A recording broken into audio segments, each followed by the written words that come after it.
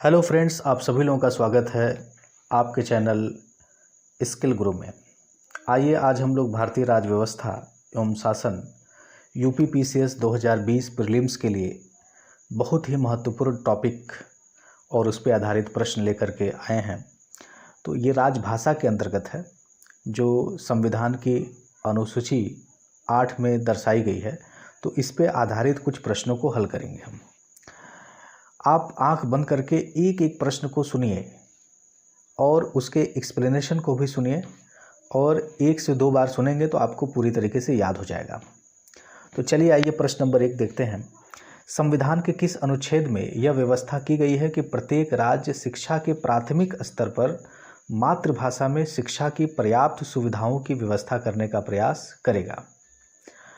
Option A है अनुच्छेद 349, option B है अनुच्छेद 350, अनुच्छेद 350 क और अनुच्छेद 351। ठीक है, तो अब आप इसका जवाब अपने मन में अगर आप तैयार कर लिए हैं तो ठीक है। अब एक्सप्लेनेशन सुन लीजिए। संविधान के अनुच्छेद 350 क में यह प्रावधान किया गया है कि प्रत्येक राज्य और राज्य के भीतर प्रत्येक स्थानीय प्राधिकारी भाषाई अल्पसंख्यक वर्गों के बालकों को शिक्षा के प्राथमिक स्तर पर मातृभाषा में शिक्षा की पर्याप्त सुविधाओं की व्यवस्था करने का प्रयास करेगा, और राष्ट्रपति किसी राज्य को ऐसे निर्देश दे सकेगा जो वह ऐसी सुविधाओं का उपबंध सुनिश्चित कराने के लिए आवश्यक या उचित समझता है। तो इसका सही ऑप्शन होगा ऑप्शन सी, अनुच्छेद 350 क। आइए प्रश्न संख्या 2 देखते हैं। निम्नलिखित में से भारत के संविधान में उल्लिखित भाषाओं के बारे में क्या सही है? ऑप्शन ए है राज्य भाषाई अल्पसंख्यकों को प्राथमिक विद्यालयों में शिक्षा के माध्यम के रूप में उनकी मातृभाषा चुनने के लिए बाध्य कर सकता है। ऑप्शन बी है अंगिका अब संविधान की 8वीं अनुसूची में सम्मिलित है। अंगिका अब संविधान की 8वीं अनुसूची में सम्मिलित है। और ऑप्शन सी है हिंदी भारत की राष्ट्रभाषा है। और ऑप्शन डी है बोडो संविधान की 8वीं अनुसूची में स्वीकृत भाषा है। तो इसका उत्तर आप सोच लिए होंगे। तो चलिए, इसका उत्तर है डी, बोडो संविधान की 8वीं अनुसूची में स्वीकृत भाषा है। तो आइए अब इसका एक्सप्लेनेशन बड़े प्यार से और सुकून के साथ सुन लेते हैं। बोडो भारतीय संविधान की 8वीं अनुसूची में स्वीकृत भाषा है। इसे 92वें संविधान संशोधन अधिनियम 2003 द्वारा 8वीं अनुसूची में शामिल किया गया। अनुच्छेद 343 के अनुसार हिंदी भारतीय संघ की राजभाषा है, न कि राष्ट्रभाषा। ध्यान से सुने, हिंदी भारतीय संघ की राजभाषा है, न कि राष्ट्रीय भाषा। अंगिका संविधान की 8वीं अनुसूची में शामिल नहीं है।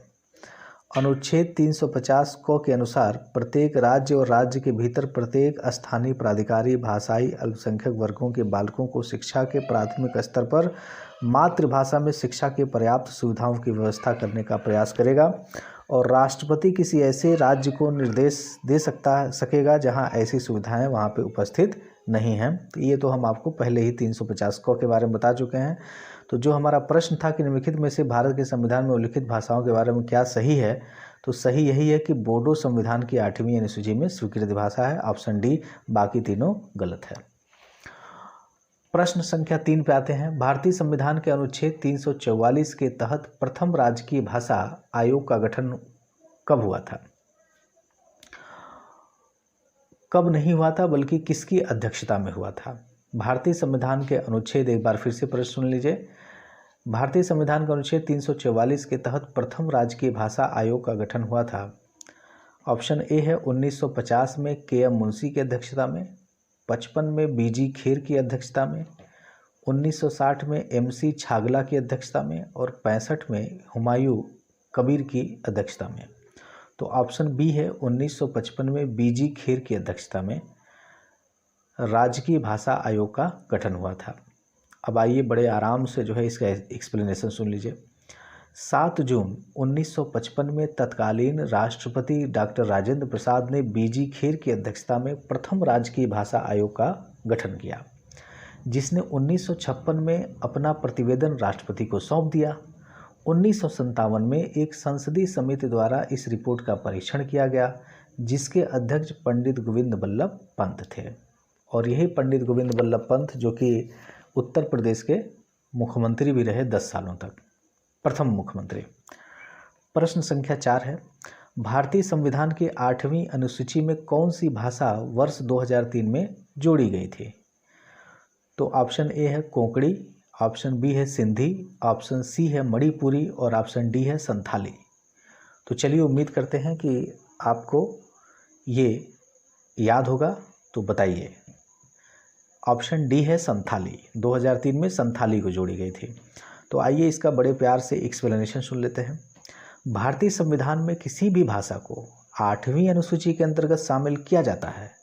संविधान के प्रारंभ में केवल 14 भाषाओं को राजकीय भाषा का दर्जा प्राप्त था। 92वें संविधान संशोधन द्वारा वर्ष 2003 में बोडो, डोगरी, मैथिली और संथाली को राजकीय भाषा के रूप में मान्यता दी गई। इससे पहले 1992 में 71वें संविधान संशोधन द्वारा नेपाली, कोंकणी तथा मणिपुरी को तथा 1967 में 21वें संविधान संशोधन द्वारा सिंधी को राजकीय भाषा का दर्जा प्रदान किया गया। इस प्रकार अभी तक 22 भाषाओं को संविधान में अनुच्छेद 344 के तहत मान्यता प्राप्त है। ठीक है, तो इसका एक्सप्लेनेशन यहीं पे ख़त्म होता है। क्वेश्चन नंबर 5 है, निम्नलिखित संविधान संशोधन अधिनियमों में से किस एक के अंतर्गत भारत के संविधान की 8वीं अनुसूची में 4 भाषाएं जोड़ी गई, जिससे उनकी संख्या बढ़कर 22 हो गई है? तो ऑप्शन ए है संविधान 90वां संशोधन अधिनियम, संविधान 91वां संशोधन अधिनियम, ऑप्शन सी है संविधान 92वां संशोधन अधिनियम और ऑप्शन डी 93वां संविधान संशोधन अधिनियम। तो आंसर है इसका सी, संविधान 92वां संशोधन अधिनियम, जिसका एक्सप्लेनेशन हम ऊपर ही बता दिए हैं। ठीक है, कि 92वें संविधान संशोधन द्वारा वर्ष 2003 में बोडो, डोगरी, मैथिली और संथाली को राजकीय भाषा के रूप में मान्यता दी गई थी। 4 भाषा को 92वें संविधान संशोधन द्वारा 2003 में बोडो, डोगरी, मैथिली और संथाली। आइए प्रश्न संख्या 6 पे चलते हैं। निम्नलिखित में से कौन सी भाषा संविधान की 8वीं सूची में नहीं है? ऑप्शन ए है उर्दू, ऑप्शन बी है नेपाली, ऑप्शन सी है कोंकणी और ऑप्शन डी है भोजपुरी। तो ऑप्शन डी है आपका भोजपुरी, जो है आपके संविधान के 8वीं सूची में शामिल नहीं है और इसको लेकर के तमाम तरीके के प्रयास जारी हैं। ऑप्शन सी है संविधान की 8वीं अनुसूची में संवैधानिक संशोधन द्वारा निम्न में से कौन सी भाषा जोड़ी गई? ऑप्शन ए है संस्कृत, ऑप्शन बी है सिंधी, ऑप्शन सी है पंजाबी, ऑप्शन डी है कोंकणी। तो यहाँ पर कोई भी आपका विकल्प सही नहीं लग रहा है। ठीक है, तो आप हमें कमेंट करके बताएं कि कौन सा विकल्प सही हो सकता है। फिर क्वेश्चन नंबर 8 है, कौन सी भाषा हमारे संविधान की 8वीं अनुसूची में सम्मिलित नहीं है? ए गुजराती, बी कश्मीरी, सी राजस्थानी और डी डोगरी। तो आपको जान के बड़ी हैरानी होगी कि इसमें राजस्थानी 8वीं अनुसूची में सम्मिलित नहीं है, बाकी गुजराती, कश्मीरी और डोगरी सम्मिलित है। प्रश्न संख्या 9 है, 71वें संविधान संशोधन की 8वीं अनुसूची में कौन सी 3 भाषाएं जोड़ी गईं? 71वें संविधान संशोधन से। इसके पहले हम लोगों ने 92वां संविधान संशोधन देखा था, जिसमें 4 जोड़ी गई थी। वो 4 कौन सी थी? बोडो, डोगरी, मैथिली और संथाली। अब आइए 71वें संशोधन में देखते हैं कि नेपाली, कोंकणी और मणिपुरी जो है, ये 3 भाषाएं जोड़ी गई थी 71वें संविधान संशोधन की 8वीं अनुसूची में। नेपाली, कोंकणी और मणिपुरी, है ना। प्रश्न संख्या 10 है, भारतीय संविधान की 8वीं सूची में मान्य सरकारी भाषाओं की संख्या अब कितनी है?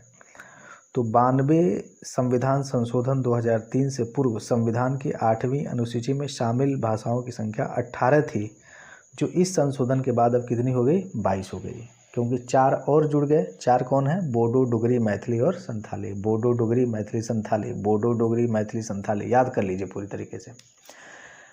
11वां है, भारतीय संविधान की 8वीं अनुसूची में मान्य राजकीय भाषाओं की संख्या कितनी है? तो ऑप्शन ए है 22, ऑप्शन बी है 20, ऑप्शन सी है 18, ऑप्शन डी है 17। तो आंसर क्या होगा? 22। ठीक है, ये सही है। भारतीय संविधान के किस अनुच्छेद में राज्य की राजभाषा या भाषाएं अपनाने की प्रक्रिया है? तो ऑप्शन ए है 343, ऑप्शन बी है 344, ऑप्शन सी है 345 और डी है 346। तो चलिए इसका उत्तर सोचिए आप और बताइए। तो ठीक है, इसका एक्सप्लेनेशन मैं पढ़ता हूँ, ध्यान से सुनिए।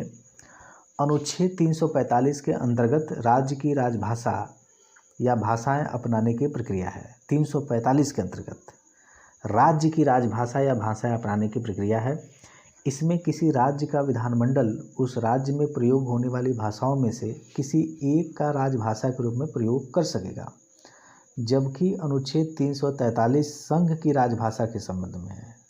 ठीक है ना, 345 राज्य के लिए है और 343 2 अंक पीछे जाएंगे तो 343 संघ की राजभाषा से संबंधित है। अनुच्छेद 344 में राजभाषा के संबंध में आयोग तथा संसद की समिति का गठन और अनुच्छेद 346 में 2 राज्यों के बीच पत्राद की राजभाषा का प्रयोजन है। तो राज्य की राजभाषा के लिए कितना है? अनुच्छेद 345 और संघ के लिए है आपका 343, याद रखिएगा ये। निम्नलिखित में से किस राज्य ने संस्कृत भाषा को राज्य की द्वितीय राजभाषा का दर्जा प्रदान किया है? तो ऑप्शन ए है बिहार, ऑप्शन बी है छत्तीसगढ़, ऑप्शन सी है उत्तर प्रदेश और डी है उत्तराखंड। तो आंसर है आपका डी, उत्तराखंड। इसका एक्सप्लेनेशन सुन लीजिए। उत्तराखंड राज्य ने जनवरी 2010 में संस्कृत भाषा को राज्य की द्वितीय राजभाषा का दर्जा प्रदान किया था। इसके कुछ दिनों बाद तत्कालीन मुख्यमंत्री रमेश पोखरियाल निशंक ने उत्तराखंड के ऋषिकेश को संस्कृत नगरी भी घोषित किया। चलिए अब बातें हैं प्रश्न संख्या 14 पे। भारत की सरकारी भाषा संबंधी प्रावधान का संशोधन हो सकता है। ए सामान्य बहुमत से, बी कम से कम 2/3 बहुमत से, ऑप्शन सी कम से कम 3/4 बहुमत से और ऑप्शन डी है संशोधित ही नहीं किया जा सकता। तो ऑप्शन बी है इसका सही और कम से कम 2/3 बहुमत से संशोधन किया जा सकता है। तो चलिए अब इसका आप एक्सप्लेनेशन सुनिए, मैं बता रहा हूँ। भारत की सरकारी भाषा संबंधी प्रावधान अनुच्छेद 343, भारत संबंधी अगर कोई प्रावधान है तो अनुच्छेद 343 और अभी बताए थे राज्य से संबंधित वाला 345 है।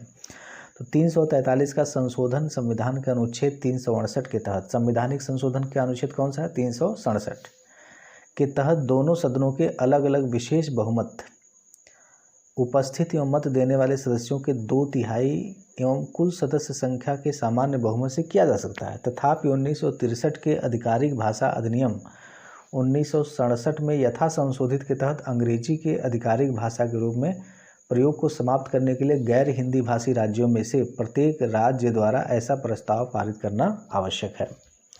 अब आइए प्रश्न संख्या 15 देखते हैं। संविधान की 8वीं सूची में सम्मिलित भाषाओं में निम्नांकित में से कौन सी भाषा बोलने वाली सर्वाधिक है? ए बंगाली, बी गुजराती, सी मराठी और डी तेलुगु। तो ए है आपका बंगाली।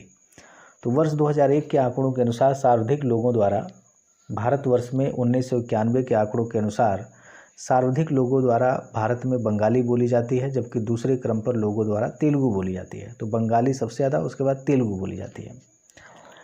प्रश्न संख्या 16, निम्नलिखित भारतीय भाषाओं को मातृभाषा के रूप में प्रयोग करने वालों का कौन सा सही अवरोही क्रम है? पहला बंगाली, दूसरा मराठी, तीसरा तमिल, चौथा तेलुगु। नीचे दिए हुए कूट का उपयोग करते हुए सही उत्तर चुनिए। तो ऑप्शन ए है 1 4 3 2, ऑप्शन बी है 1 2 4 3, ऑप्शन सी है आपका 1 4 2 3 और डी है 4 2 1 3। तो उत्तर है आपका सी 1 4 2 3। 2001 की जनगणना के अनुसार अवरोही क्रम में देख लीजिए, बंगाली सबसे ज़्यादा लोगों द्वारा बोली जाती है, उसके बाद तेलुगु है, उसके बाद मराठी है और उसके बाद तमिल है। तो बंगाली सबसे ज़्यादा, फिर तेलुगु, मराठी और तमिल। प्रश्न संख्या 17 पे आते हैं। हिंदी भाषी भारतीयों का प्रतिशत लगभग कितना है? ऑप्शन ए है 50, बी 45, सी 40 और डी 35। तो सी उत्तर है इसका, 40% है लगभग। 2001 की जनगणना के अनुसार हिंदी भाषी भारतीयों का प्रतिशत कितना है? 41.03% है। 18वां प्रश्न है, विश्व में निम्न भाषाओं में से किस एक को सर्वाधिक बोलने वाले व्यक्ति हैं? पहला है बंगाली, दूसरा फ्रांसीसी, तीसरा जापानी और चौथा है पुर्तगाली। ऑप्शन बी सही है इसमें, फ्रांसीसी। चलिए आइए मैं इसको एक्सप्लेन करता हूँ। विश्व में सर्वाधिक व्यक्तियों द्वारा बोली जाने वाली भाषाएं अंग्रेजी हैं जो 1500 मिलियन लोग बोलते हैं। उसके बाद चीनी है 1100 मिलियन, फिर हिंदी है, तीसरे नंबर पे हिंदी आती है और चौथे नंबर पे स्पेनिश और पाँचवें नंबर पे फ्रांसीसी है। सबसे कम जो है आपका जापानी बोली जाती है 128 मिलियन।